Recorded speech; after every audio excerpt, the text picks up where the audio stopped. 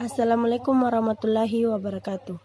Alhamdulillahirabbil alamin. Puji syukur kita panjatkan atas kehadirat Allah Subhanahu wa taala karena pada kesempatan kali ini kita masih bisa mengikuti pelajaran Sistem Informasi Manajemen. Adapun kami dari kelompok 1 akan mempresentasikan hasil diskusi kami dengan judul Konsep Dasar Sistem dan Informasi. Perkenalkan, saya Sri Wahyuni A selaku moderator sekaligus pemateri pertama. Adelia Puspita sebagai pemateri kedua dan Irma Sadila sebagai pemateri ketiga. Pada bagian A yaitu definisi sistem. Sistem berasal dari bahasa Latin yaitu sistema dan bahasa Yunani systema. Adalah suatu kesatuan yang terdiri atas komponen atau elemen yang dihubungkan bersama untuk memudahkan aliran informasi, materi, atau energi untuk mencapai suatu tujuan. Adapun definisi sistem menurut para ahli. Yang pertama itu menurut Abdul Qadir, bahwa sistem adalah sekumpulan elemen yang saling terkait atau terpadu yang dimaksudkan untuk mencapai suatu tujuan. Yang kedua, menurut Sutabri, bahwa sistem adalah suatu kumpulan atau himpunan dari suatu unsur, komponen atau variabel yang terorganisasi, saling berinteraksi, saling tergantung satu sama lain dan terpadu. Yang ketiga, menurut Sutarman, bahwa sistem adalah kumpulan elemen yang saling berhubungan dan berinteraksi dalam suatu kesatuan untuk menjalankan suatu proses pencapaian atau suatu tujuan utama. Yang keempat, menurut Fatansyah, bahwa sistem adalah sebuah tatanan atau keterpaduan yang terdiri dari fungsi atau tugas khusus yang saling berhubungan dan secara bersama-sama bertujuan untuk memenuhi suatu proses tertentu. Yang kelima menurut Zulkifli, sistem adalah suatu himpunan suatu benda nyata maupun abstrak yang terdiri dari berbagai komponen yang saling berhubungan, saling mendukung, dan saling ketergantungan untuk bersatu dalam suatu kesatuan agar mencapai tujuan secara efektif. Dari beberapa definisi di atas kita simpulkan bahwa sistem merupakan sekumpulan elemen, himpunan, dan suatu unsur komponen fungsional yang saling berhubungan dan berinteraksi satu sama lain untuk mencapai tujuan yang diharapkan. Baiklah, saya akan melanjutkan menjelaskan materinya. B. Karakteristik dari suatu sistem. Secara umum, sebuah sistem terdiri dari input, proses, dan output. Ketiga hal tersebut merupakan konsep sebuah sistem yang paling sederhana. Suatu sistem dapat dikatakan sebagai sistem yang baik apabila memiliki karakteristik-karakteristik tertentu. Menurut Sutabri pada tahun 2012, karakteristik sebuah sistem dapat digambarkan dan dijelaskan sebagai berikut. Gambarnya bisa dilihat pada PPT tersebut. A. Komponen sistem atau components. Suatu sistem terdiri dari sejumlah komponen yang saling berinteraksi, yang bekerja sama membentuk satu kesatuan. Komponen-komponen sistem tersebut dapat berupa suatu bentuk subsistem. Setiap subsistem memiliki sifat-sifat sistem yang menjalankan suatu fungsi tertentu dan mempengaruhi proses sistem secara keseluruhan. Suatu sistem dapat mempunyai sistem yang lebih besar yang disebut dengan suprasistem. B. Batasan sistem atau boundary. Ruang lingkup sistem merupakan daerah yang membatasi antara sistem dengan sistem lainnya atau sistem dengan lingkup luarnya. Batasan sistem ini memungkinkan suatu sistem dipandang sebagai satu kesatuan yang tidak dapat dipisahkan. Batas suatu sistem menunjukkan ruang lingkup atau skop dari sistem tersebut. C. Lingkup luar sistem atau environment. Bentuk apapun yang ada di luar ruang lingkup atau batasan sistem tersebut mempengaruhi operasi sistem tersebut disebut dengan lingkungan luar sistem. Lingkungan luar sistem ini dapat menguntungkan dan dapat juga merugikan sistem tersebut.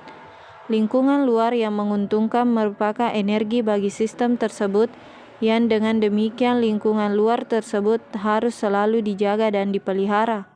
Sedangkan lingkungan luar yang merugikan harus dikendalikan. Kalau tidak, maka akan mengganggu kelangsungan hidup sistem tersebut. D. Penghubung sistem atau interface. Media yang menghubungkan sistem dengan subsistem lainnya disebut dengan penghubung sistem atau interface. Penghubung ini memungkinkan sumber-sumber daya mengalir dari satu subsistem ke subsistem yang lain.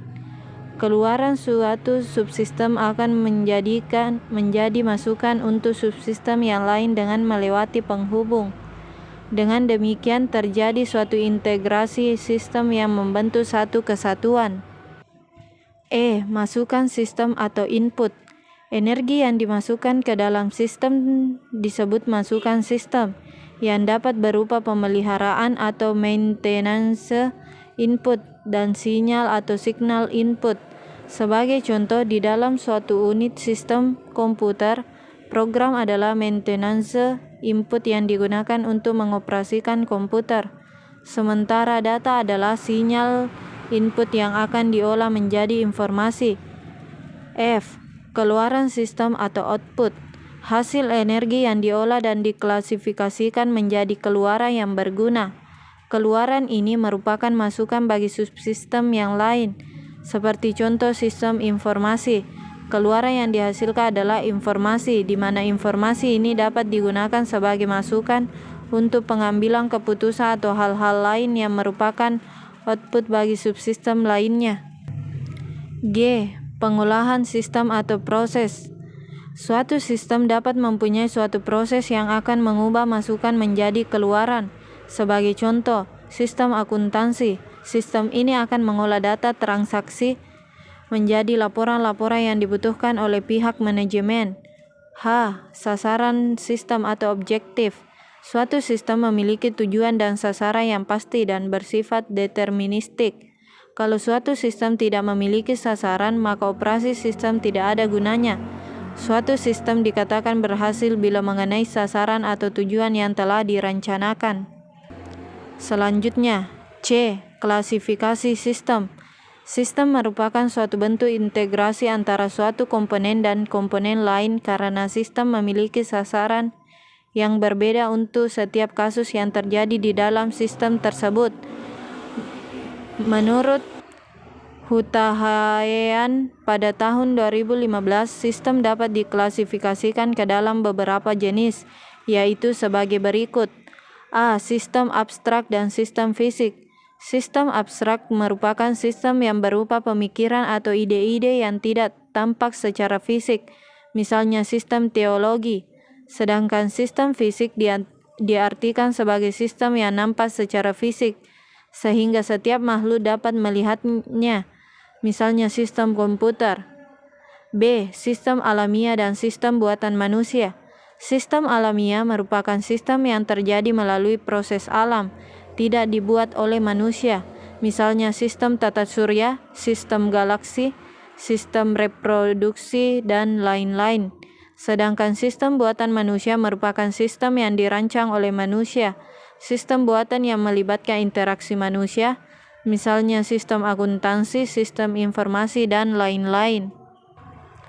C. Sistem deterministik tertentu dan sistem probabilistik tak tentu. Sistem deterministik merupakan sistem yang beroperasi dengan tingkah laku yang sudah dapat diprediksi. Interaksi bagian-bagiannya dapat dideteksi dengan pasti sehingga keluaran dari sistem dapat diramaikan. Misalnya sistem komputer adalah sistem yang tingkah lakunya dapat dipastikan berdasarkan program-program komputer yang dijalankan.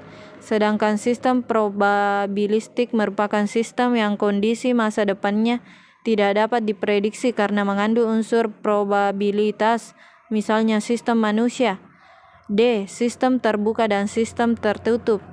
Sistem terbuka merupakan sistem yang berhubungan dan terpengaruh dengan lingkungan luarnya.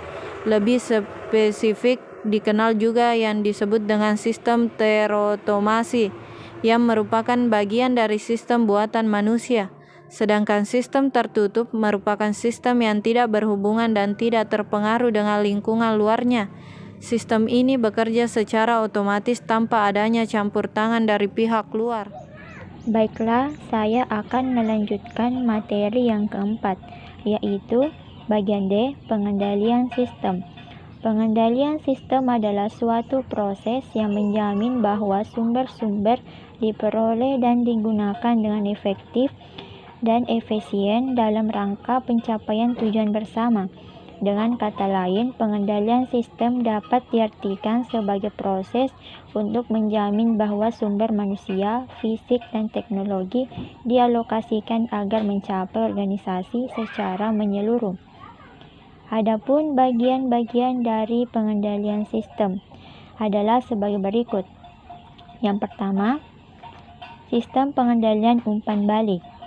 Pengendalian umpan balik merupakan proses mengukur keluaran dari sistem yang membandingkan dengan suatu standar tertentu. Bila mana terjadi perbedaan-perbedaan atau penyimpangan-penyimpangan akan dikoreksi untuk memperbaiki masukan sistem selanjutnya.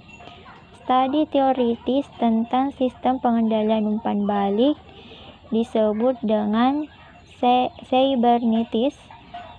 Istilah ini berasal dari bahasa Yunani yaitu Kybernetes yang berarti orang-orang yang mengatur penerapan suatu pengendalian dalam suatu sistem.